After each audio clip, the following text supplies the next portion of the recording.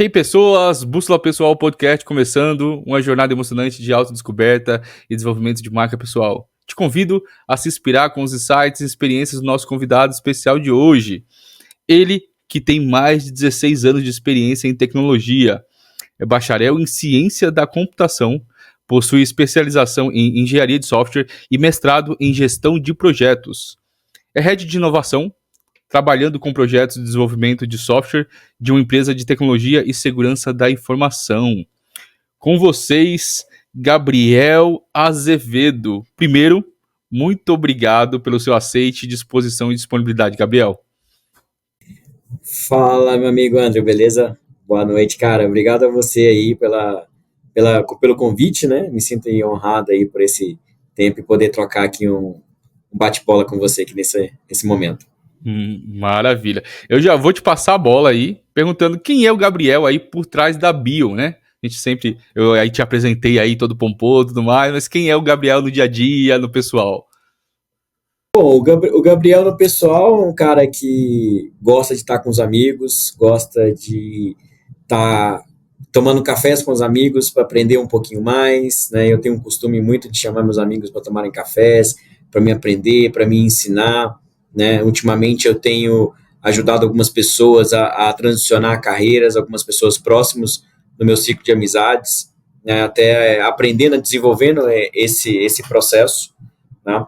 O Gabriel é um cara que muito família, gosta de estar também na igreja com os amigos, né? Gosta de comer, gosta de viajar, gosta de correr. Eu sou meio maratonista, então já fiz 5 meias maratonas na minha vida. Estou me preparando para mais 2 e, se Deus quiser, aí uma maratona no final do ano.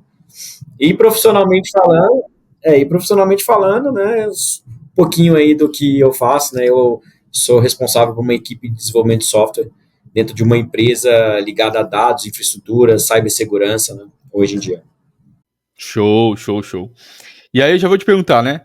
Gabriel, para você, quais foram as suas experiências e influências que durante a sua infância ali moldaram tanto a sua personalidade quanto a sua visão de mundo? Eu tive uma infância muito mais tranquila, né? Eu sou de Governador Valadares, Minas Gerais. Eu moro hoje em São Paulo, tem 15 anos. E a minha infância ela foi muito voltada a brincadeiras mesmo, rua. Eu sempre gostei muito de jogar bola, tanto que eu joguei futebol durante 7 anos, né? Joguei futsal 7 anos na minha vida. Mas bacana. Foi um tempo bom. Bom, eu tinha uma família muito presente, um pai muito presente, né? Então, assim, vejo o meu caráter foi formado com os meus pais, né? Nesse tempo de infância e adolescência.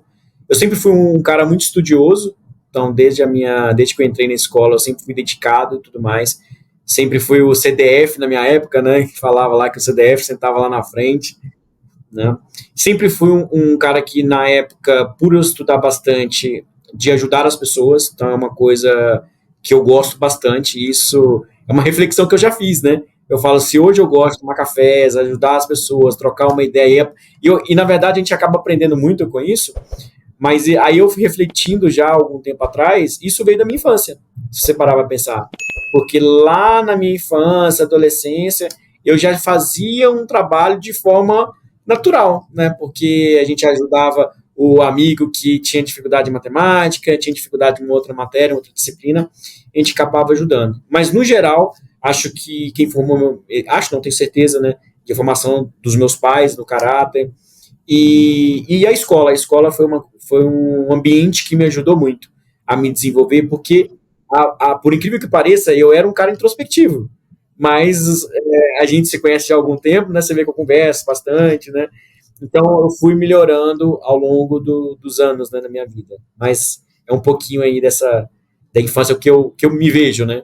Nunca parei para pensar, assim, nesse momento, não, mas refletindo fazendo essa ligação, né, do que eu faço hoje, faz muito sentido. Show. E fala um pouquinho pra gente qual foi os primeiros passos que você deu aí na sua carreira, onde começou a trabalhar, fez estágio, foi aprendiz, como que foi aí esses seus primeiros passos? Já começou em tecnologia ou depois de um momento que decidiu? Eu trabalho, não comecei tecnologia, não. Eu trabalhei desde os meus 13 anos, né? Eu comecei trabalhando como office boy na minha vida. E aí, tinha 15 anos, eu tinha 15 anos de idade, um amigo meu me indicou para trabalhar numa escola de informática. Então, minha história em tecnologia começou numa escola de informática. Eu fui para trabalhar como assistente administrativo nessa escola de informática na época. E eu sempre fui estudioso, curioso, e aí eu comecei a estudar. Aí eu comecei a estudar na época toda a parte de informática básica, Windows, Word, Excel, PowerPoint, aí depois eu me aventurei no design com CorelDRAW, Photoshop, me aventurei com Flash, me aventurei com Olha, Dreamweaver. Dreamweaver nem se existe mais, Dreamweaver, Flash, nem se usa ó, mais. antiga, hein? Antigo. E aí foi aonde eu me encantei um pouco mais, né? E vi que eu tinha meio que um dom para essa área. E aí foi aonde eu me decidi fazer o curso de ciência da computação, na época, né? Eu sou muito grato ao diretor dessa escola de informática, é o Paulo, e o Paulo me ajudou muito a me conhecer também nesse início, né? Eu tinha 15 anos, né? 15 anos, muita gente hoje não sabe nem o que vai fazer de faculdade. E eu já estava trabalhando, né? Então, assim, eu sou muito grato, porque meus primeiros passos na tecnologia foi nessa escola de informática, né? Que eu trabalhei durante quase 5 anos. Uau. E aí, como é que foi depois da jornada da escola? Você já pensou já na faculdade, já iniciou? Como que foi esses próximos passos? Pode ser uma jornada aí breve, mas até o momento que você está agora. Vou fazer uma timeline aqui para você. Olha, é verdade. Eu entrei na faculdade em 2004. Entrei na faculdade em 2004, me formei em 2008, né? Eu entrei nessa escola de informática, eu tinha 15 anos, então foi praticamente 2, 3 anos antes, e aí eu trabalhando. Então eu decidi, fiz vestibular, na época, passei, e entrei numa turma de ciência da computação. Eram 4 anos de faculdade, né? Dentro desses 4 anos, eu sempre fui muito dedicado no que eu faço. Então, eu sou muito disciplinado, né? Se você perguntar para quem está mais próximo de mim, sabe que eu sou muito disciplinado, né? Pra você ter ideia, eu emagreci 30 quilos em 2 anos por causa de Uau. disciplina, né? Depois vamos falar um pouquinho sobre isso. É verdade. E aí, o que acontece? Quando chegou... Eu fui dedicando e participando com eventos. Eu sempre fui um cara muito ativo na faculdade, mesmo na época de faculdade eu trabalhava e estudava, né? Isso, para quem no interior, como eu morava, não é muito comum, mas eu tinha que trabalhar para ter o meu recurso e ter as minhas coisas, eu tive que trabalhar, né? Como eu te falei, desde os 13 anos eu tive que trabalhar. E aí, como é que foi minha trajetória na faculdade? Eu entrei na faculdade, eu dediquei bastante, estudei, e aí durante alguns períodos eu fui me identificando com algumas áreas. Porque é o seguinte, a tecnologia, como medicina, como outras áreas, tem diversas áreas que você pode ser direcionado. No 4º período de faculdade, eu falei que eu queria trabalhar com engenharia de software e com banco de dados. Então, aí, nos próximos 4 períodos, né, completando os 8 anos, eu me dediquei a essa linha de estudo. Então, eu fui dedicando, tanto que no meu TCC, que no TCC foram 5 pessoas trabalhando no projeto. Eu fui o cara responsável por toda a parte de engenharia de software e banco de dados nessa área. Então, eu me dediquei muito, me especializei nessa área, e aí fui trabalhando. Então, assim, minha linha do tempo foi dedicando aos eventos da faculdade, workshops, sempre estava presente, né? Fazia bastante trabalho, tinha conexões com empresas, foi aí que eu arrumei o meu primeiro emprego com tecnologia mesmo, que foi na RN Sistemas, que é uma empresa comprada pela TOTS, e aí depois eu trabalhei na TOTS, eu participei da transição na época. Então eu trabalhei, pra você ter ideia, eu entrei em 2004, então em 2006 eu decidi seguir esse direcionamento, em 2006 eu entrei na TOTS, foi 2006? 2006 eu entrei na TOTS, saí, deu um ano e pouco, saí em 2008 não, desculpa, entrei em 2007. Deu 1 ano e 4 meses de trabalho na TOTS aí. E aí foi aonde eu fui trabalhar na TOTS, tive a oportunidade para ir para a TOTS Joinville, isso era TOTS, eu trabalhava na TOTS Leste de Minas, porque eu era de Governador Valadares, Minas Gerais. Trabalhava na TOTS, tive a oportunidade para ir para a TOTS Joinville, eu recebi uma proposta na época, que veio junto com a proposta de São Paulo. Foi onde surgiu o meu primeiro ponto de inflexão, que é vir para São Paulo, ir para Joinville ou ficar em Governador Valadares? Eis a questão, né? E aí eu decidi, nessa trajetória, já tinha me especializado nessas 2 frentes, que para o mercado hoje de tecnologia é muito importante, né? Então, por diversas frentes que você trabalha. E aí eu decidi, formei em 2008, vim para São Paulo, a gente fez entrevista, e estou aqui há 15 anos. 15 anos fez esse ano, Uau, 2000. olha isso. Caramba, hein? E aí, aí já puxando o gancho aí que você falou, um dos pontos de inflexão que você teve foi justamente essa decisão, né? Vou sair de Minas e para onde eu vou? Vou pro Sul? Vou para Vou para o São Sul, vou para Paulo. São Paulo. E aí isso determinou o seu ponto aí de carreira, né? E até mesmo de família, né? Onde você encontrou realmente seu esposo pro São Paulo e tudo mais. Quais outros pontos de inflexão que você encara aí na sua jornada? Pode pegar desde a infância até o momento aí que te ajudaram aí e mudaram de forma, né? Um impacto profundo, seja pessoal ou profissional. Beleza. Quando eu falo de ponto de inflexão, eu lembro muito do livro do Flávio Augusto, que para mim é um dos melhores livros que eu já li, né? Cara, primeiro ponto de inflexão da minha vida foi na morte do meu pai. Eu acho que foi. Não, desculpa, antes, né? Foi na separação dos meus pais. Meus pais chegaram a separar e depois cancelaram a separação. Acho que com 10 anos de idade eu tive que tomar decisão. Fico com meu pai e fico com minha mãe. Então acho que foi o primeiro ponto de inflexão. E aí eu tinha 10 anos, eles separaram. Quando eu tinha 14, eles voltaram, cancelaram a separação. Eu nem sabia que isso existia, cancelaram a separação. E isso foi muito bom. E aí, isso foi o meu primeiro ponto de flexão, porque é muito difícil, não? Eu era muito ligado ao meu pai, tinha que decidir entre meu pai e minha mãe, né? Mas enfim, já como criança, né? E eu, cara, 10 anos de idade, você não tem noção praticamente das coisas. É muito diferente 10 anos de idade há 28 anos atrás do que agora, né? 10 anos de idade, as crianças querem dar uma rasteira na gente, né? Literalmente. E aí, esse foi um dos pontos de flexão na minha vida. Outro ponto de inflexão foi a decisão da faculdade. Eu acho que ela, por mais que ela ficou bem clara para mim, estava aqui relembrando, mas foi um ponto de inflexão, porque eu tinha na convicção na minha cabeça que eu ia fazer administração. Eu tinha convicção que eu ia fazer administração, porque era legal, porque era isso. E aí veio toda essa Logos Informática, veio na minha vida, entrou, foi onde eu fui gostando, estudando, desenvolvendo, e aí eu decidi de decidir para tecnologia. Outro ponto de inflexão foi minha vinda para São Paulo. Acho que foi uma decisão muito difícil, porque eu não tinha dinheiro nem para pagar passagem. Literalmente. Eu não tinha dinheiro nem. Tive que pegar dinheiro emprestado com uma tia minha para vir para São Paulo. Né? E outra, eu não tinha dinheiro nem para pagar a faculdade. Quem pagou minha faculdade foram 6 tios meus. Eu tive essa. Estou muito grato a 6 tios meus da parte do meu pai que pagaram minha faculdade integralmente. Isso, cara, não tem preço que eles fizeram pela minha vida. E aí foi a decisão de vir para cá.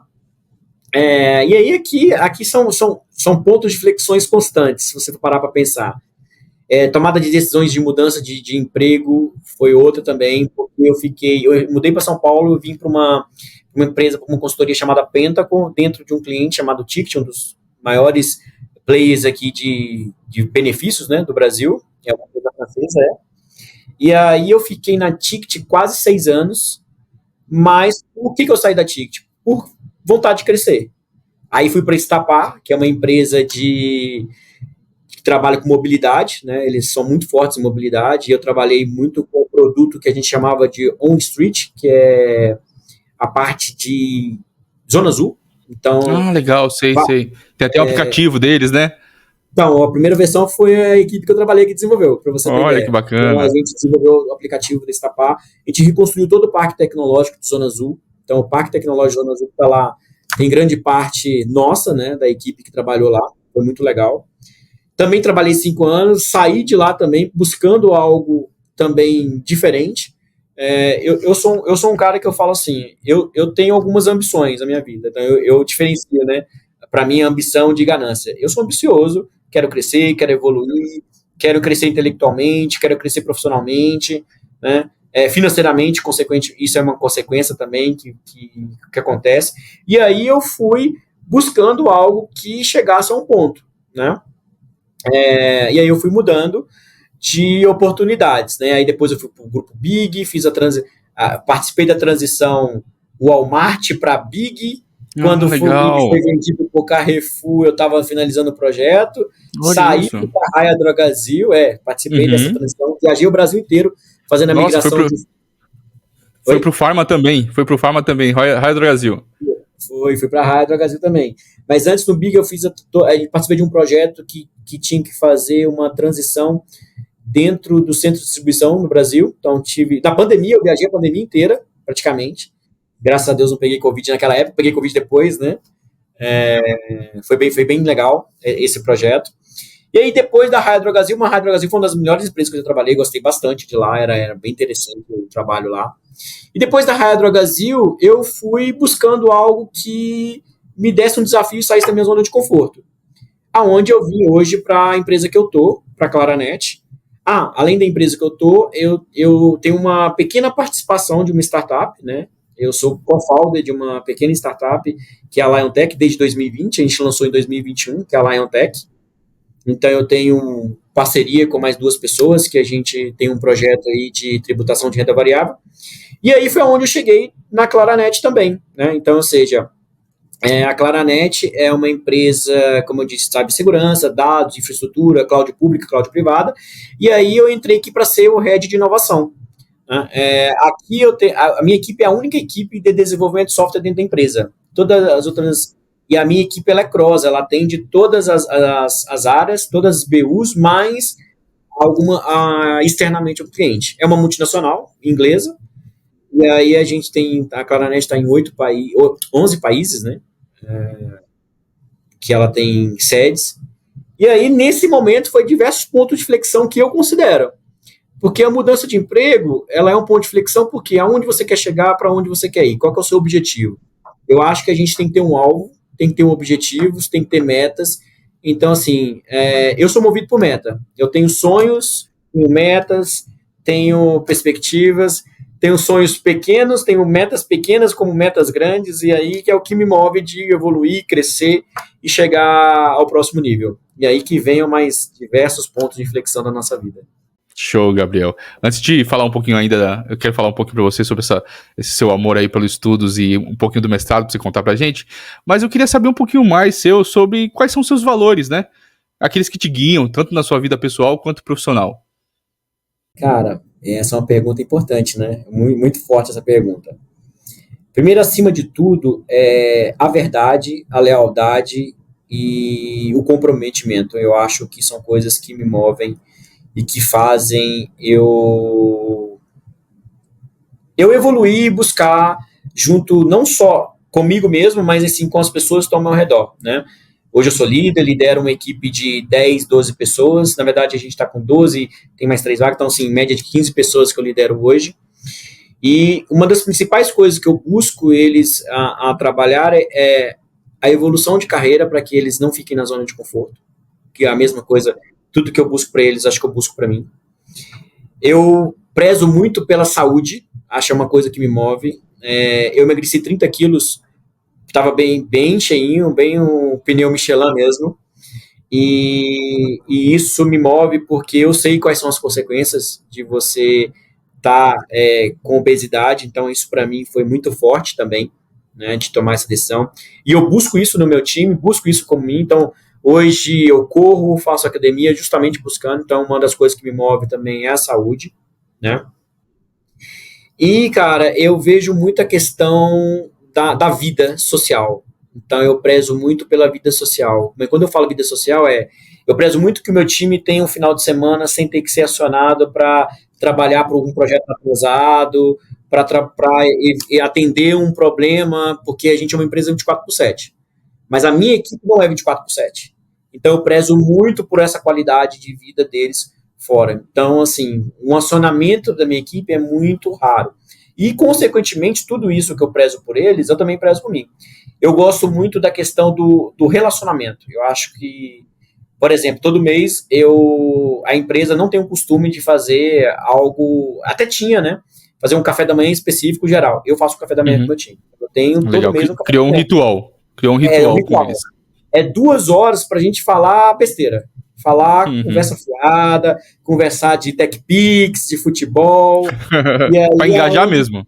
Para engajar mesmo. E aí é onde a gente traz mais também relacionamento, engajamento, ainda mais nessa época depois de pandemia, que as pessoas só querem trabalhar de casa.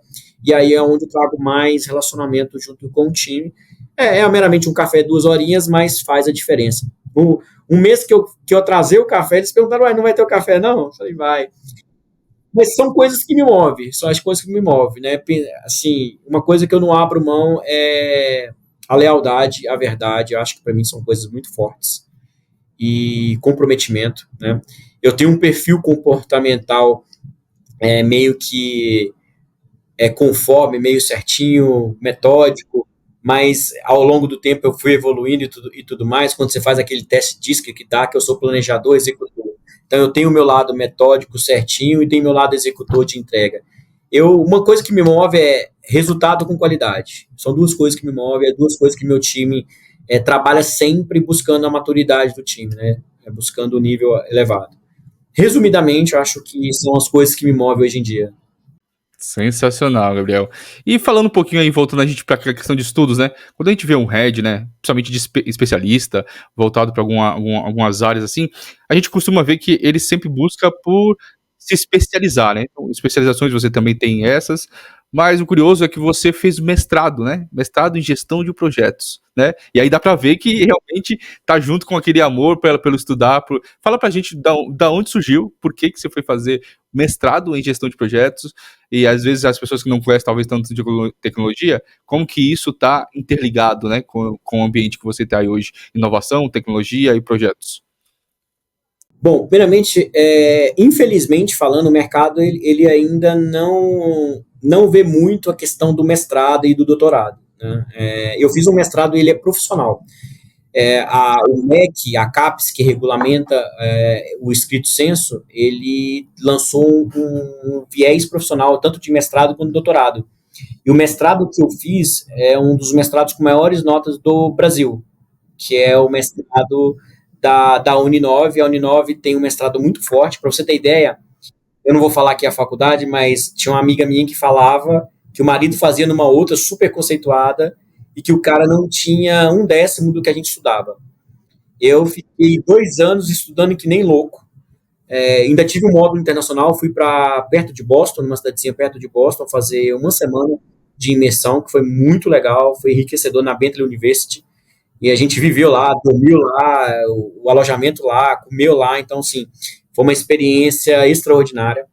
Então, sim, o mestrado, para mim, eu me arrependo de ter ficado 6 anos sem estudar.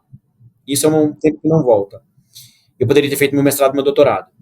E aí o mestrado sempre foi um sonho, porque eu sempre gostei de dar aula, eu sempre gostei de ensinar.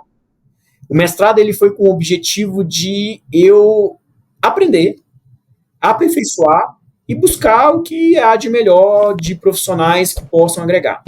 Eu tive doutores, né? Um melhor que o outro, tanto doutores super conceituados na área de gestão de projetos, na área de tecnologia.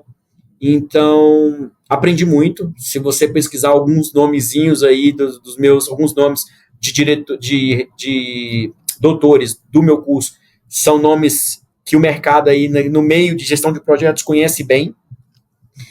E aí eu aprendi muito. Meu objetivo é ensinar. Era aprender para ensinar. Então, assim, tanto que eu tenho um curso gravado de gestão de projetos pela eHive, né? A eHive gravou um curso de gestão de projetos, eu gravei um curso bem prático, com o dia a dia, dei um exemplo de uma viagem, como você fazer a gestão de projetos de uma viagem, né? Então, aí no mestrado, eu busquei muito essa questão, porque eu falei assim, cara, eu quero dar aula, eu quero me desenvolver nisso, porque é uma coisa que eu sei que eu tenho potencial, e é o potencial guardado na caixinha que eu preciso abrir, né? Então, por exemplo, eu cheguei aqui, por exemplo, na empresa, a primeira coisa que eu fui dar é um treinamento de SQL Server, que é um produto de banco de dados para o meu time, porque o meu time era um time júnior, era um time estagiários e júnior, eu falei, não, vou desenvolver a galera. E aí fui desenvolvendo. Tanto que eu tenho que gravar um curso de gestão de projetos aqui, porque é uma meta que eu tenho. Falei, não, vou levar também esse curso de gestão de projetos para lá. Mas o mestrado foi com o objetivo mesmo de ensinar, buscar. Como eu já tinha uma pós lato sensu, então eu preferi, falei, não, vou para o mestrado e depois eu penso no doutorado também. Mas se for para me dar uma dica, eu falo, façam. É uma experiência extraordinária, além de trabalhar muito a questão de você ser autodidata também, porque o mestrado, como é que funcionava o meu mestrado? No mestrado você tinha a primeira aula foi assim, A introdução, primeira semana. Na segunda semana, você tinha que preparar a aula para a segunda semana. Não tinha moleza, não. E aí eu ficava até 1 hora da manhã, 2 horas da manhã. Então, assim, cada disciplina você tinha que ler 3, 4 artigos, tinha que ler um livro durante uma semana. Às vezes não dava para ler. Às vezes você pincelava lá os pontos principais, tinha que fazer resenha. Toda semana tinha que fazer resenha de livros, de estudos. Então foi uma experiência, cara, extraordinária. Extraordinária. Te esticou mesmo, né? Literalmente. Pra você ter ideia, teve vezes que eu dormi no teclado do computador, pra você ter ideia. Caraca, olha isso. Minha esposa dormia no quarto lá e eu lá estudando, trabalhando até 2, 3 horas da manhã. Porque durante um ano não tinha como você pensar em não estudar um dia. Era todos os dias. E esse final de semana eu deixava de fazer muita coisa para ter que estudar, porque tinha que entregar e eu queria, e é uma coisa que eu gosto, entendeu? Complementando, eu vou fazer uma pós no âmbito estratégico, no âmbito executivo, da liderança legal. e gestão estratégica de pessoas, porque ele engloba a liderança, a parte executiva, com também a liderança de pessoas. Então, e não pode parar. Sim, sim. Começa semana que vem. Olha aí, maravilha. E Gabriel, já emendando com esse ponto aí que você falando sobre você como profissional de tecnologia, né? A parte de head, conseguir já liderança, entender e gestão de pessoas. O que você acha da importância da comunicação para um profissional de tecnologia, né? Porque hoje a gente vê bastante, principalmente desenvolvimento de software, né? Você vê que são pessoas muito introspectivas, né? Muito mais focadas na máquina, né? E muito difícil com a questão de interdependência ou conversar com outras pessoas, né? Você acha que é importante o desenvolvimento de comunicação para um profissional, né? De tecnologia, principalmente de software aí, para que ele consiga ter um crescimento na carreira dele? Bom, comunicação é o maior desafio de qualquer empresa hoje em dia, né? Independente de qualquer área. Você falar que é importante, cara, para mim é importantíssimo. Comunicação, não só a comunicação verbal, como a comunicação escrita também. Porque na maioria das vezes, você vê muitas pessoas, às vezes, que não sabem expressar o que realmente deseja, ou você expressou uma coisa, ela não entendeu exatamente, e por ela ser introspectiva, ela não pergunta, né?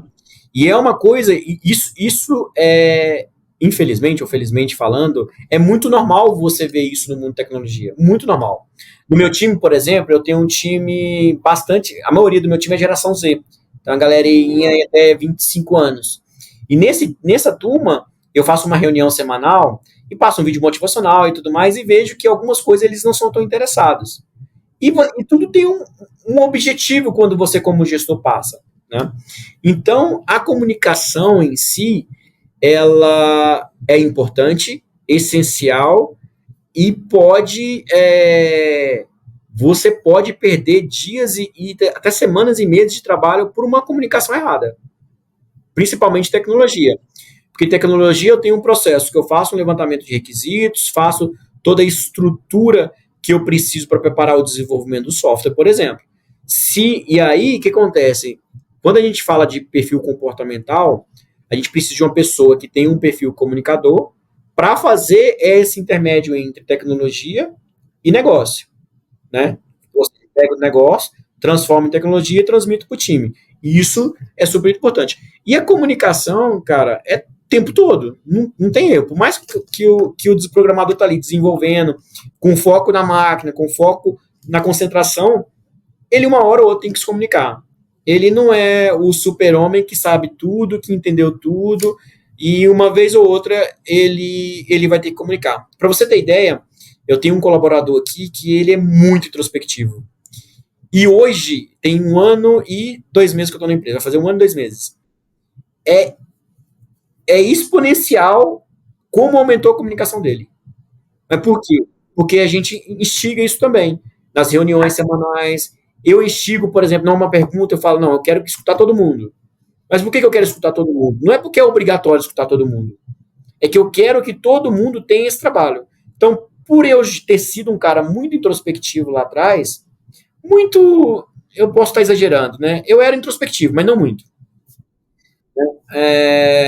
Eu quis muito trabalhar isso nele, porque eu sei que funciona, eu sei que a gente pode mudar, a gente pode evoluir e melhorar a comunicação. Então eu busco muito, muito nisso a cada momento deles trabalharem esse ponto.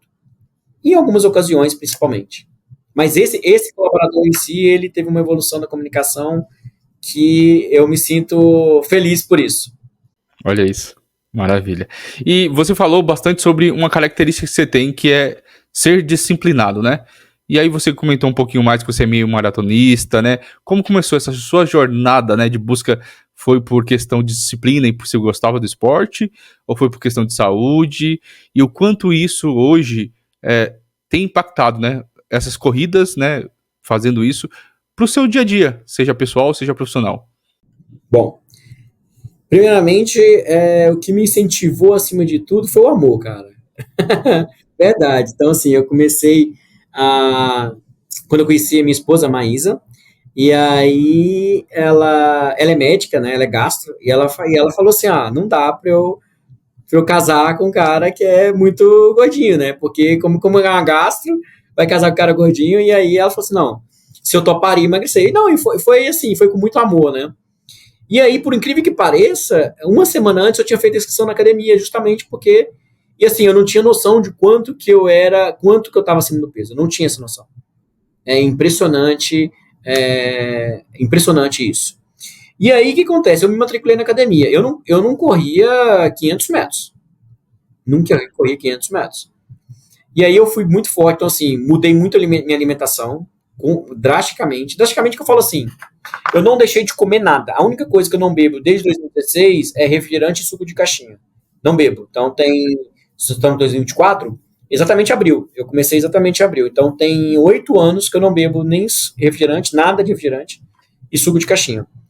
E aí eu comecei com academia. Aí eu fui emagrecendo, fui reduzindo peso. E aí eu começava andando, depois andando com subida na esteira, depois trotando, e nisso eu fui evoluindo. E aí chegou um certo momento, isso foi em 2016. Em 2017, final de 2017, não, 2018, eu comecei a participar de provas de rua. Fui numa prova de 5 quilômetros, fui numa outra de 6, e fui evoluindo. E aí que vem a bendita zona do conforto, zona de conforto. Eu sempre quis quebrar essa zona de conforto, sempre quis sair dela. E aí eu fui por 10 quilômetros. Eu falei, opa, consigo correr 10 quilômetros. E fui evoluindo. Aí eu corri vários 10 quilômetros. A zona de conforto ainda ficou ali e eu tentando quebrar. Aí fui correr uma de 15 quilômetros. Eu falei, opa, negócio. E comecei a ter paixão pela corrida, né? Eu tinha disciplina na questão da alimentação, a questão da academia, né? E aí fui para de 15 quilômetros, fui evoluindo. E aí uma coisa que me ajudou muito também, que me ajudou consideravelmente, foi eu entrar numa assessoria de corrida. Em outubro de 2018, final de 2018, eu entrei numa assessoria. E nessa assessoria eu fui tendo orientações de como correr, pisada, como usar a questão dos braços, qual o melhor tênis para corrida. E aí fui evoluindo. Quando foi em junho de 2019, eu fiz a minha primeira meia maratona, 21 quilômetros, 21 cento e poucos quilômetros.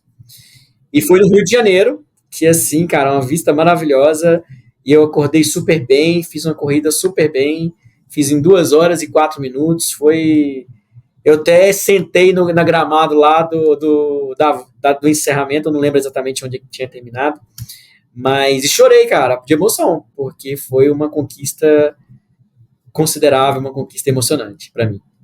Sensacional, Gabriel. Uau, hein? Que bacana. E, Gabriel, falando um pouquinho sobre... Você fez mestrado de gestão de projetos, né? Hoje, quando a gente fala sobre gestão de projeto e tudo mais, ele está muito restrito, né, para uma área específica, para qualquer área de empresa. Como que você vê isso na questão de gestão? Porque você falou que você fez um curso falando que você poderia fazer a gestão de uma viagem, né? Ou seja, implementando metodologia de gestão de projetos para isso. Ou seja, então às vezes está no nosso dia a dia e a gente só não tem noção sobre a questão da teoria, né? Fala um pouquinho para a gente sobre isso. Exatamente. Bom, primeiramente, quando eu fui convidado para gravar esse curso, eu quis demonstrar que a gestão de projetos é para todo mundo, é para o seu dia a dia, é para o seu trabalho, é para qualquer área. A gestão de projetos, ela foi muito tempo falada na área de engenharia civil, na área de construção, de casas, prédios, edifícios, no geral. Mas a gestão de projetos, por mais que o meu viés ele é muito ligado para a gestão de projetos de tecnologia, mas a gestão de projetos ela é para qualquer pessoa, para qualquer área, para qualquer setor. Porque, por exemplo, você vai na engenharia civil construir um prédio. Você tem um ciclo de vida, um cronograma que você precisa montar, você tem atividades que você precisa executar, você tem um escopo que você precisa, você tem matéria-prima, você tem recursos e você tem diversas outras, você tem custos, você tem budget para controlar, então você tem diversas situações aí para você controlar, né? E a gestão de projetos, ela é desde o início, então você tem todo o planejamento para você fazer a gestão de projetos, ela tem a iniciação, ela tem a execução, ela tem monitoramento, tem controle e tem até o encerramento, né? Então, quando eu falo, por exemplo, do meu curso, ele foi um exemplo, né, de algo fora de tecnologia, fora de trabalho. Numa viagem, por exemplo, eu dei uma viagem como se a pessoa estivesse viajando para a Europa. O que você precisa? Qual que é o escopo da sua viagem? O que eu preciso? Eu preciso de passaporte, porque eu estou indo para outro país. Eu preciso de dinheiro, da moeda do outro país. Então, eu preciso me programar, poxa, eu vou levar tanto, mas antes eu vou levar tanto, eu preciso me programar. Qual que é o roteiro que eu vou fazer? Quanto que a média, hoje em dia com a tecnologia, com os acessos à internet, você encontra muitos roteiros pela internet, cursos de alimentação, estadia, passeios, você encontra tudo isso pela internet. Então você consegue se programar. Então você tem lá, por exemplo, primeiro, documentação. Você faz uma lista de toda a documentação que você precisa. Precisa de documento A, documento B, documento C, seguro, passaporte, enfim. Aí você, na época da Covid, por exemplo, depois que voltou da Covid, você precisava de ter um documento comprovando que você teve vacinação no seu país para você levar. Aí você tem toda a estrutura de roteiro, você vai montar roteiro para a cidade A, B, C, D. Hoje, por exemplo, o Google, no meu curso, eu dou um exemplo. Se você entra no Google e vai colocando diversos roteiros, ele vai fazendo o traçado para você e você vai movendo e verificando o que é o mais perto. Por exemplo, você tem 15 roteiros para ir em 3 dias. Dependendo, você faz em um dia. Por quê? Você vai andando no ponto A, ponto B, ponto C, ponto D, pega, resolveu? Pro ponto E, você vai de Uber, vai de táxi, vai de alguma coisa, e aí você vai resolvendo. Então, eu demonstrei isso, como montar um roteiro, então, ou seja, o escopo é o roteiro. E tem o escopo, o que você vai precisar comprar? Eu preciso comprar passagem A, passagem B, eu preciso comprar moeda, eu preciso comprar, talvez, um agasalho, porque lá vai estar mais frio, né? E aí, eu preciso entender os horários dos passeios, aonde vai estar, montar o passo a passo do roteiro. Então, ou seja, você tem diversas atividades do seu escopo de uma viagem que, se você fizer certinho, você vai fazer uma viagem muito tranquila. Mas aí, Gabriel, vai ficar uma coisa muito metódica, porque eu sou um cara planejador, tanto que meu perfil comportamental é que eu sou um cara planejador. Não, mas aí você entra também a parte do light. Cara, você precisa ser flexível. Estou falando no exemplo de uma viagem. Então, por exemplo, a gente fez uma viagem que eu falei assim, a gente vai tomar café da manhã nesse dia em tal lugar, porque é super legal, vamos tomar café. Eu e minha esposa, vamos tomar café num lugar diferente? E aí a gente estava indo. No caminho, a gente passou num lugar muito legal, paramos e tomamos um café ali. Então, estou dando um exemplo, né? Então, ou seja, a gestão de projetos, ela é para o nosso dia a dia. O nosso dia a dia, cara, a gente pode usar para tudo. Você pode fazer a gestão de projetos, o seu planejamento, para você comprar uma casa. O que você precisa para você comprar uma casa? Beleza, você precisa de dinheiro, mas você precisa trabalhar, você precisa fazer algum passo, você precisa talvez investir seu dinheiro numa renda fixa ou numa renda variável para dar um up. Então, tudo isso você pode colocar. E existem ferramentas que você pode utilizar. Tem algumas gratuitas, limitadas, tem outras que são pagas, né?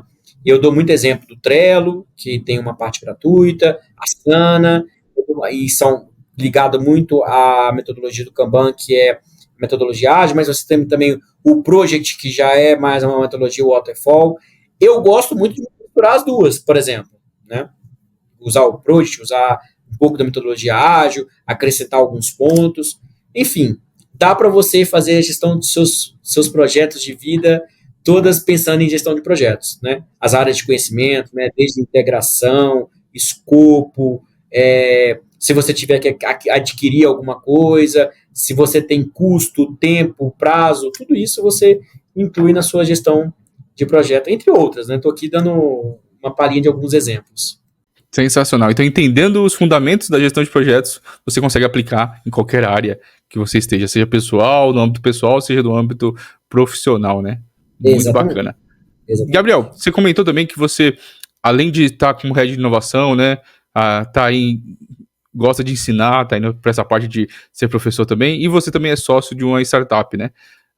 Fala pra gente como que você consegue equilibrar tudo isso, né? Como que é o dia a dia? Sei que parece glamuroso e fácil, mas não é. Então, como que é você equilibrar todos esses pratos ao mesmo tempo? Hoje eu não dou aula, né? Mas é uma meta futura, né? E, assim, gravei o curso, por exemplo, aos sábados. Então, as meninas lá da empresa que eu gravei o curso da eHive iam ao sábado, elas não recebiam para ir comigo para ir ao sábado trabalhando. Então, sou muito grato pelas meninas. E quanto à startup, eu tenho 2 sócios, né? Que trabalham juntos também. E a gente tem uma equipe de desenvolvedores que trabalham nesse... A gente tem uma equipe, né? Essa equipe, ela mantém... Eu estou lá como co-founder e CTO dessa startup, né? E aí, essa equipe, ela praticamente trabalha tudo que nós precisamos. Então, o meu tempo da startup, por ser uma startup totalmente escalável, e aí ela não demanda muito no dia a dia, demanda mais de desenvolvimento de coisas novas, eu tenho uma carga de trabalho menor lá. Bem menor, pequena. Então eu uso, às vezes, antes de eu entrar no meu trabalho, ou depois do meu trabalho, na maioria das vezes depois, ou final de semana, para executar alguma atividade que estiver comigo. Né? Durante o dia, lógico, eu não trabalho, não tem nem como, não tem nem tempo para fazer isso, mas eu meio que equilibro. Eu tenho uma agenda bem certinho das minhas coisas, igual, por exemplo, eu estudo inglês para me aperfeiçoar meu inglês, vou começar minha pós semana que vem. Então, assim, tem que ter uma agenda. Tem que ter um cronograma aí da sua vida organizado, porque além disso, eu tenho diversas outras funções. E assim, como eu prezo muito pela vida social, eu tenho a minha igreja, eventos, gosto de sair para almoçar, tomar café com os amigos, aproveitar, viajar. Então a gente vai se adaptando, né? Eu acordo 5 horas da manhã todo dia e vou dormir 11 horas, meia-noite. É aquele negócio, faça o que eu digo, mas não faça o que eu faço, né? Dormir 5 horas, às vezes, tem gente que não aguenta dormir só 5 horas, eu já acostumei, né? E assim, às vezes chega, por exemplo, no domingo. No domingo, às vezes eu acordo 8 horas ou 7 horas, acordo porque para descansar. Mas tem dia que às vezes 6 horas da manhã eu tô de pé porque não consigo dormir, porque eu já acostumei, entendeu? Mas assim, basicamente eu organizo a minha agenda para trabalhar. Faço uma organização. Gabriel, indo pro quadro final aqui, eu sempre peço para os convidados, né, falar sobre indicações, né? Seja livro, série, filme, ou até mesmo documentários, ou até mesmo profissionais que te inspiram, né? Quais são suas indicações pra gente aí? Bom, eu fiz uma listinha aqui praticamente, né? Coloquei até no organizado. No bloco de notas aqui, né? Deixa eu ver aqui se dá para deixar do lado aqui. Bom, vamos falar de livros. Eu gosto muito do Ponto de Flexão do Flávio Augusto. E só um detalhe. Todo colaborador que entra, eu dou um livro porque incentivando a leitura. Tanto que segunda-feira começa eu vou dar um livro para ele. E porque eu não tive incentivo à leitura na minha infância. Isso é uma coisa que eu não tive. E o ciclo de amizades que eu fui envolvendo, a própria minha igreja ajuda muito essa questão, incentiva muito essa questão da leitura, e eu fui crescendo. Então, eu tenho um hábito de leitura, tem pouco tempo, não tem muito tempo. Então, eu faço isso com meus colaboradores, incentivo eles a leitura também. Então, Ponto de Flexão, acho que é um livro extraordinário, a lição de vida do Flávio Augusto, que ele mostra, né, por que ele saiu da Marinha, entrou na Marinha, saiu, era o sonho, ele saiu, como que ele empreendeu, como tudo aconteceu. Ele para mim, é uma inspiração de empreendedor. Eu quero futuramente ser cada vez mais inserido, né, nesse mundo do empreendedorismo. Então, esse é um dos livros que eu mais indico. Tem alguns livros do John Maxwell, que ele trabalha muito a liderança. Eu tenho alguns deles que eu ainda estou lendo, não li todos, mas um dos que eu gosto muito é As 21 Indispensáveis Qualidades de um Líder. Então, é muito bom esse livro. Eu não lembro outros, mas tem O Líder que Brilha, eu acho. Tem diversos. Se você buscar em sites de pesquisa na Amazon, você vê todos os livros do John Maxwell.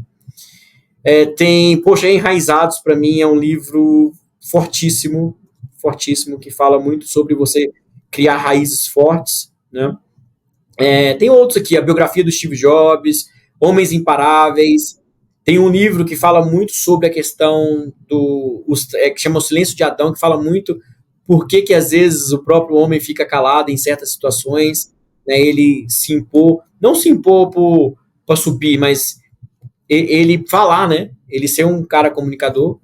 E um último aqui, são diversos outros livros que eu indicaria aqui, mas O Poder do Equity, que fala muito sobre você investir do longo prazo em startups que estão começando early stage, startups em pulso de startups, e você entender o poder do equity e ser beneficiado com a venda de uma startup, você ser um sócio minoritário, né, de uma startup. Hoje tem diversas formas de investir, via crowdfunding, entre outras, né?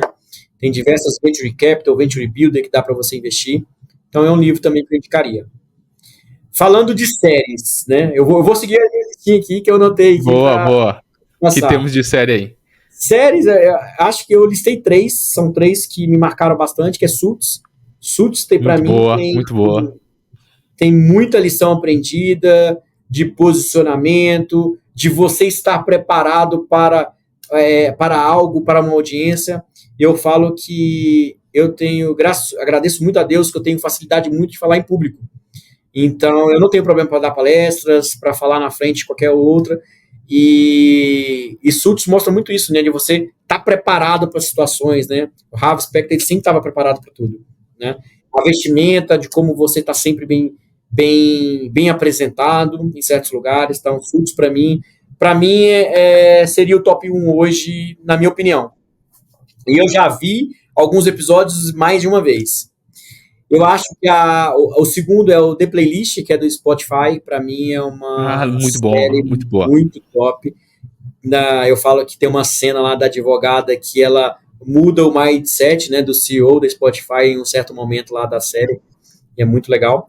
E o outro é a Batalha Bilionária, que é o caso do Google Earth, né? Como é que chamava a outra empresa lá? Não lembro o nome da empresa. Terra. Não lembro o nome da empresa. Uma alemã, né? Uma alemã. Então, assim, também tem muitas lições aprendidas, né? De você entender que um projeto ele precisa estar, às vezes, em pessoas fechadas para depois ele ir para o mercado, né? Você cercar de pessoas que te impulsionam. Eu acho que é o que faz a diferença, tá? E aí, filmes, eu listei também 5 filmes. Tem um filme que fala com a Demi Moore, que é o Até o Limite da Honra, que é uma mulher que entra para o exército e ninguém queria ela, a mulher, e ela era durona e tudo mais. Então, assim, a persistência, a resiliência em meio à dor é difícil, né? Homens de Honra é um dos filmes, cara, com Cuba Gooding Jr., que ele conta através de um mergulhador da Marinha. Ele foi o primeiro mergulhador, né, o Cobra Shear, foi o primeiro mergulhador da Marinha, negro, né?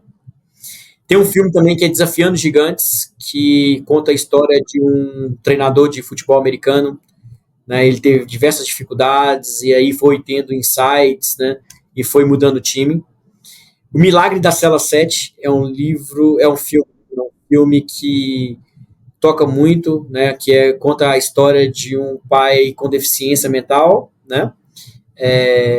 Com habilidades mentais, né, na verdade, com dificuldade, e tem uma filha, a mulher abandona, ele cuida da filha, e ninguém acreditava que ele tinha capacidade de cuidar da filha, ele foi preso, e diversos acontecimentos, enfim, diversas lições aprendidas, né? Se a gente nós somos perfeitos, graças a Deus, né? Às vezes paramos para pensar e desistir de algumas coisas, cara, é um exemplo de persistência e resiliência também para a gente não desistir. E, assim, um filme que eu gosto muito, que é o Quarto de Guerra, né? Que é você ter seu tempo, né? Que eu falo muito que a gente tem que cuidar do corpo, alma e espírito, né? Então, o tempo que você tem ali só seu, né? Independente de religião, que a pessoa acredita, mas é um tempo seu ali, no caso, eu tenho meu tempo com Deus, eu tenho meu tempo ali de respirar, de cuidar da minha mente, do meu corpo. Então, assim, e entender que existe um propósito acima de tudo na vida, né? E o outro que eu notei são os profissionais que me inspiram, né? Que eu coloquei aqui para falar. Bom, assim, você fala assim, qual que é o famoso que você gostaria de ter conhecido na sua vida? Se chama Ayrton Senna. Para mim, Ayrton Senna é indiscutível um dos maiores profissionais que teve, assim, relacionado com a mídia, né? Que é aberto, que era artista, né? Artista não, que era um esportista, né? Então, assim, eu vejo diversas frases, né? Eu lembro direto daquela corrida que ele quebrou o câmbio e ele só tinha a sexta marcha, faltando acho que 7 ou 8 voltas para ele terminar a prova. Ele terminou e ganhou a prova e foi extraordinária. Eu era criança nessa prova, eu lembro dessa prova e era criança ainda. Então, assim, e além de muitas lições de vida que ele teve, né? Ele era um cara do bem, ele era um cara de boa, você via que ele era um cara muito simples, né? Esses dias eu vi uma história, eu vi uma reportagem da Adriana Galisteu, que o sonho dele era ir para Disney. O cara tinha dinheiro para ir para Disney, não foi. Porque pensava em trabalhar, em ser melhor, e foi num momento para o Brasil muito importante tudo que ele fez, né, tudo que ele representava para o Brasil. Um outro também que é assim, que fala muito sobre a questão do treinar para mim, que é você ter repetições, né?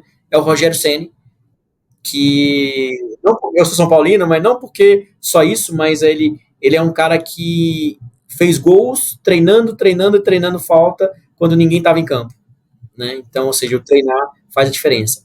E aí eu coloquei aqui dois aqui que todo mundo conhece, que é Steve Jobs e Bill Gates, para mim também são referências. E eu tiro uma pessoa que ninguém conhece, ou melhor, muitas pessoas conhecem, mas foi um dos diretores que eu tive, que chama Fulvio Manente. Ele foi um cara que abriu muita mente. Eu cresci profissionalmente graças a muitos insights dele, muito. Então, hoje ele está nos Estados Unidos trabalhando numa empresa, ele é VP nos Estados Unidos, trabalhando numa empresa multinacional. Então, ele é um cara que eu respeito e honro bastante. E se tiver a oportunidade de um dia que Uau. falar com ele de novo, seria uma honra. Sensacional, Gabriel. Muito obrigado pelo seu tempo aí, generosidade de estar aqui compartilhando um pouquinho da sua vida, dos seus conhecimentos. Muito obrigado mesmo. Eu que agradeço, Sandro. Qualquer coisa, tamo junto. Pode contar aí comigo quando você precisar. Show. Gente, mais um episódio sensacional, onde podemos aprender aqui e realmente explodir a cabeça. Se você ainda não curtiu esse vídeo, curte, comenta e compartilha. E claro, não se esqueça de se inscrever no canal e ativa o sininho para não perder os próximos episódios. Até mais. Abração.